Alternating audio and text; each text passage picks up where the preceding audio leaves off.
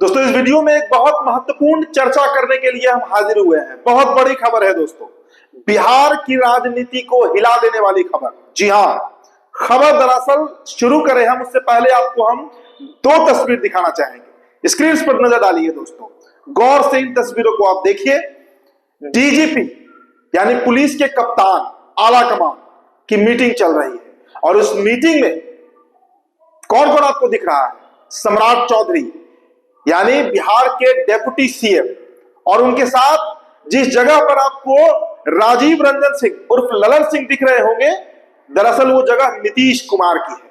और यही हमारा खबर है कि क्या नीतीश कुमार को रिप्लेस किया जा रहा है। देखिए करीब करीब 24 साल इस सरकार को हो चुके हैं, यानी बतौर नीतीश कुमार के मुख्यमंत्री रहते अगर बीच के 6 महीने को हम हटा दे जीतन राम मांझी वाले कार्यकाल को, तो करीब करीब हर बार जब भी वो सीएम बने हैं नीतीश कुमार, गृह मंत्रालय अपने पास रखे हैं। गृह मंत्रालय के साथ कभी कोई छेड़छाड़, कभी कोई कॉम्प्रोमाइज नीतीश करते ही नहीं है। और इस तरह की जो मीटिंग होती है उसमें नीतीश कुमार ही सारे फैसले लेते हैं। चूंकि नीतीश कुमार ने जो 3C की बात की थी, क्राइम, कम्युनलिज्म और करप्शन, उसमें क्राइम और कम्युनलिज्म इस दोनों को रोकने के लिए जो सबसे बड़ा तंत्र है वो पुलिसिया तंत्र है। इसीलिए नीतीश कुमार कभी गृह मंत्रालय से कोई कॉम्प्रोमाइज नहीं करते हैं। अब सवाल उठता है कि नीतीश कुमार क्यों नहीं दिख रहे हैं इस जगह पर? क्या नीतीश कुमार को रिप्लेस कर दिया गया है? देखिए ये तस्वीर बड़ी तेजी से सोशल मीडिया पर वायरल हो रहा है। कई लोग ये तस्वीर डालकर ये सवाल पूछ रहे हैं कि नीतीश को हुआ क्या है, मुख्यमंत्री साहब क्यों गायब है, कहां गायब है? क्या एनडीए में बीजेपी ने पूरी तरीके से जेडीयू को ओवरटेक कर लिया है? दोस्तों कल ही आपने देखा कि किस तरह से लोकसभा में एक भारतीय जनता पार्टी के नेता के टोन में ललन सिंह बात कर रहे थे। कई इंस्टांस आपको हम देंगे दोस्तों जिससे ये बात प्रमाणित होगा और तथ्य पर हम कसेंगे, लॉजिक पर, कि क्यों हम चर्चा कर रहे हैं कि बिहार के सीएम भले ही नीतीश कुमार है, भले ही चेहरा नीतीश कुमार का है, लेकिन अब वो मात्र मुखौटा बनकर रह गए हैं। मुखौटे के पीछे बिहार का पूरा तंत्र बीजेपी चला रही है, ललन सिंह चला रहे हैं, संजय झा चला रहे हैं। देखिए सबसे पहले तो ये तस्वीर एक खुद में बहुत बड़ा पुख्ता प्रमाण है। ये पहली बार हो रहा है जब पूरे पुलिस के जो कप्तान है, पुलिस के आला अधिकारी है, उनके साथ बैठक ललन सिंह कर रहे हैं, सम्राट चौधरी कर रहे हैं। ये तस्वीर तो अपने आप में एक प्रमाण है। लेकिन इसके इतर आप दोस्तों वक्फ बोर्ड संशोधन अधिनियम, हालांकि वो बिल तो पारित हो गया, पास हो गया, संसद में वोटिंग हो गया है, लोकसभा में कल राज्यसभा में पेश होना है।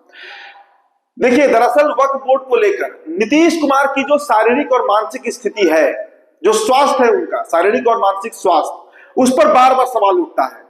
कई तस्वीरें आपने देखी होंगी जहां नीतीश कुमार ऐसे अटपटांग हरकत कर देते हैं कि ये सवाल उठ जाता है बार बार। अब देखिए नीतीश कुमार क्या बिहार में वक्फ बोर्ड को लेकर पूरी तरह से, मतलब आप कहिए कि अनजान है?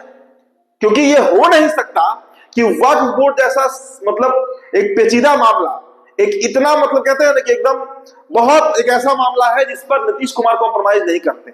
अगर जनता दल यूनाइटेड वक्फ के पक्ष में वोट नहीं करती या उसके विरोध में वोट नहीं करती तो वॉकआउट जरूर कर जाती। होता यही, नीतीश कुमार चौंकाने के लिए जाने जाते हैं। हर बार भारतीय जनता पार्टी के खिलाफ जाकर कई बार उन्होंने फैसला लिया है, बिहार में और दिल्ली में, दोनों जगहों पर हमने दिखा है। लेकिन दोस्तों वक्फ बोर्ड विधेयक को लेकर जिस तरह से जदयू की गतिविधियां दिखी, अपने आप में कई तरह के सवाल उठने लगे। सबसे पहला वो चिट्ठी जिसमें जेडीयू के सभी सांसदों को हाजिर रहने को कहा गया, बिल के पक्ष में वोट डालने को कहा गया। ये अपने आप में एक सवाल था कि क्या नीतीश कुमार की मर्जी से ये चिट्ठी निकला है, या जो राष्ट्र कार्यकारिणी के अध्यक्ष संजय झा हैं, जो राज्यसभा के सदस्य भी हैं, और ललन सिंह जो केंद्र में मंत्री हैं और लोकसभा के सदस्य हैं, या उनके मर्जी से ये पत्र निकला है? पहला सवाल तो यही उठ रहा था।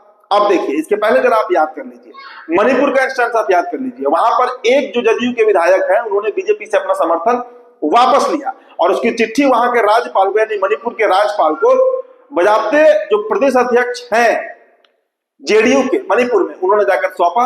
1 घंटे के अंदर में क्या खेल हो गया? 1 घंटे के अंदर में प्रदेश अध्यक्ष को बदल दिया गया और वापस समर्थन भारतीय जनता पार्टी को जेडीयू ने वहां पर दे दिया। ये खेल दिल्ली से हुआ। कहा गया कि इस खेल के पीछे संजय झा का हाथ है। देखिए हम बड़ी खोलकर बातें करते हैं, स्पष्ट बात होना चाहिए। राजनीति में आर या पार होता है, बीच का रास्ता नहीं होता है।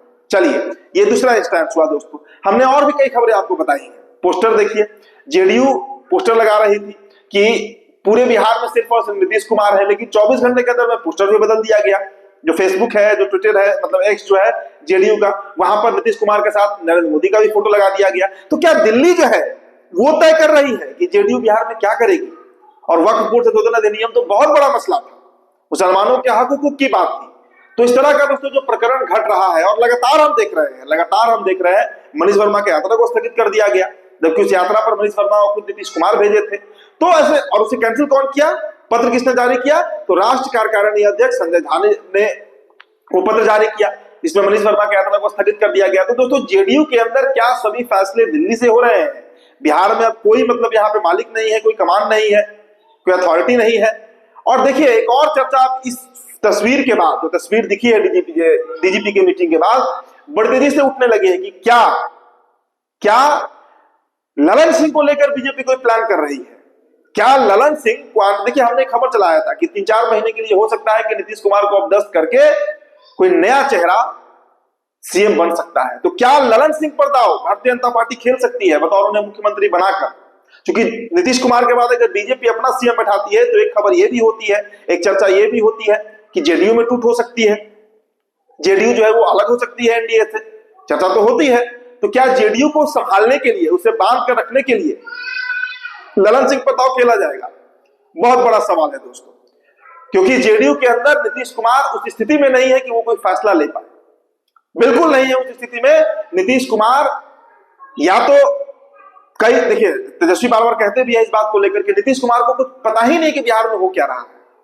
नीतीश कुमार ना कोई फैसला कहां से लेंगे जब पूरी जानकारी ही नहीं है, क्योंकि ना वो मेंटल स्टेटस में वैसा रह रहे हैं, ना फिजिकल स्टेटस में। दोनों रूप से, शारीरिक और मानसिक रूप से नीतीश कुमार के ऊपर बार बार सवाल उठता है, उनके क्रियाकलाप को देखकर, उनकी गतिविधियों को देखकर, उनके एक्ट को देखकर ये सवाल उठने लगा है। तो क्या भारतीय जनता पार्टी कोई बड़ा प्लान कर रही है बिहार को लेकर? क्या ललन सिंह बिहार के अगले मुख्यमंत्री बनने जा रहे हैं? देखिए दोस्तों, इस खबर की पुष्टि तो हम बिल्कुल नहीं करेंगे, लेकिन ये सवाल जरूर उठने लगा है इस तस्वीर के दिखने के बाद, क्योंकि नीतीश कुमार की कुर्सी पर ललन सिंह बैठे हैं। इसका स्पष्ट मतलब है कि भारतीय जनता पार्टी का मंशा कुछ और है बिहार को लेकर। और दोस्तों देखिए, जेडीयू का एक बहुत बड़ा लॉबी है, बहुत बड़ा लॉबी, जो बीजेपी के साथ हो चुका है, जिसमें सवर्ण लीडर तो है ही, लेकिन जो पिछले लीडर थे, देखिए अगर पिछले लीडर्स की हम बात करें, आप किसी की बात कीजिए, सम्राट चौधरी कहिए, अशोक चौधरी कहिए, किसी का आप नाम ले लीजिए, चाहे वो दलित हो, बीसी हो, ओबीसी हो, ईबीसी हो, कोई हो, उनकी स्थिति आज बीजेपी के सामने यही बची है कि वो सिर्फ अपने पद के लिए, देखिए वो जन नेता तो कोई नहीं है इसमें से, मैंने जितने नाम रखे, बैकवर्ड में आप किसी का नाम रख लीजिए, जो पिछड़े हुए नेता कहलाते हैं, सब भारतीय जनता पार्टी के पिट्ठू बन चुके हैं। ये वास्तु स्थिति है।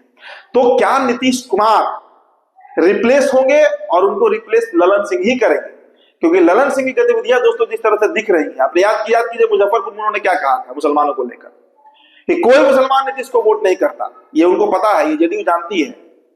और कल संसद भवन में जो रौद्र रूप दिखा है ललन सिंह का वक्फ बोर्ड संशोधन अधिनियम को लेकर, अमेंडमेंट बिल को लेकर, वो और तस्वीर क्लियर कर रही है। तो दिल्ली कुछ बहुत बड़ा प्लान बिहार को लेकर कर रहा है, और इसके लिए तैयार रहिए, कभी भी बड़ा खेल हो सकता है। और इस बार अब खेल नीतीश कुमार नहीं करने जा रहे हैं। नीतीश कुमार उस अवस्था में नहीं है कि वो कोई बड़ा उल्टा पलटी कर सके। बीच में कुछ दिनों के लिए निशांत आए थे, लेकिन फिर निशांत जो है वो नदारद हो गए, वो गायब हो गए हैं।